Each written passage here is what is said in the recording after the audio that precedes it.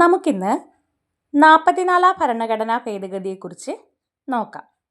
44 ഭരണഘടനാ ഭേദഗതി പാർലമെൻറ്റ് പാസാക്കിയത് 1978 നിലവിൽ വന്നത് 1979 ഏപ്രിൽ 30 നിലവിൽ വരുമ്പോൾ പ്രധാനമന്ത്രി മൊറാർജി ദേശായിയും രാഷ്ട്രപതി നീലം സഞ്ജീവ് റെഡ്ഡിയുമായിരുന്നു. സ്വത്തവകാശത്തെ മൗലിക അവകാശങ്ങളിൽ നിന്നും നീക്കം ചെയ്ത ഭരണഘടനാ ഭേദഗതിയും 44 ഭേദഗതി തന്നെയാണ്.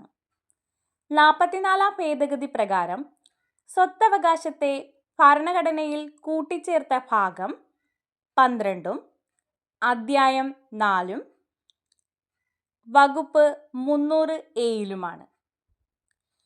ആർട്ടിക്കിൾ 352 പ്രകാരം അടിയന്തരാവസ്ഥ പ്രഖ്യാപിക്കാനുള്ള കാരണങ്ങളിലൊന്നായ ആഭ്യന്തര അസ്വസ്ഥത എന്ന പദത്തിനു പകരം സായുധ വിപ്ലവം എന്ന പദം കൂട്ടിച്ചേർത്ത ഭേദഗതിയും 44 ഭേദഗതിയാണ്.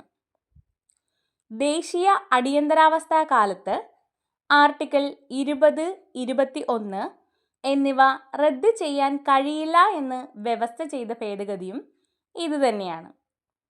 ആർട്ടിക്കിൾ 20 പറയുന്നത് കുറ്റങ്ങൾ സ്ഥാപിക്കുന്നത് സംബന്ധിച്ചിട്ടുള്ള സംരക്ഷണവും ആർട്ടിക്കിൾ 21 ജീവനും വ്യക്തി സ്വാതന്ത്ര്യത്തിനുമുള്ള അവകാശത്തെക്കുറിച്ചുമാണ് പറയുന്നത്.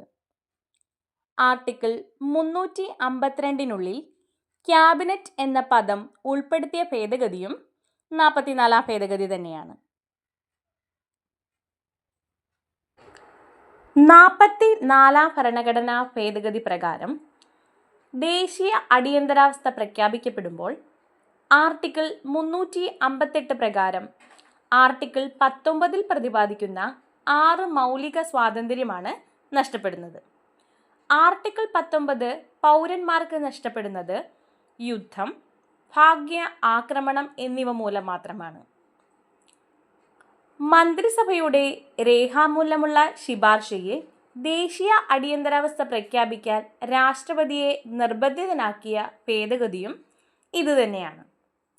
ലോകസഭയുടെയും സംസ്ഥാന നിയമസഭയുടെയും കാലാവധി 6 വർഷത്തിൽ നിന്നും 5 വർഷമാക്കി മാറ്റി പഴയ രീതിയിൽ പുനഃസ്ഥാപിച്ച ഭരണഘടനാ ഭേദഗതിയും 44 ഭേദഗതി തന്നെയാണ്. സുപ്രീം കോടതിയുടെയും ഹൈക്കോടതിയുടെയും അധികാരങ്ങൾ പുനഃസ്ഥാപിച്ച ഭേദഗതിയും ഇതുതന്നെയാണ്.